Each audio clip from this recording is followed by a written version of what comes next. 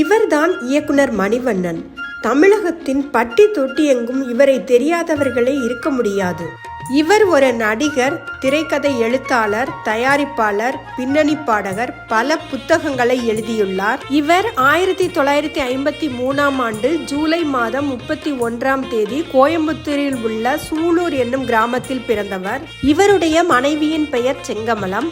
இந்த தம்பதியருக்கு ரகுவண்ணன் என்ற மகனும் ஜோதி என்ற மகளும் உள்ளனர். இவருடைய மகனும் ஒரு நடிகர்.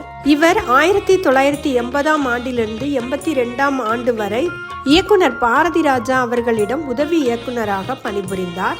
1982ஆம் ஆண்டு கோபுரங்கள் சாய்வதில்லை என்ற படத்தை இயக்கினார். இதுவே இவரது முதல் படம். 400க்கும் மேற்பட்ட படங்களில் நடித்தவரும் 50 படங்கள் வரை இயக்கியவருமான திரு மணிவண்ணன் அவர்கள் 2013ஆம் ஆண்டு மாரடைப்பால் காலமானார்.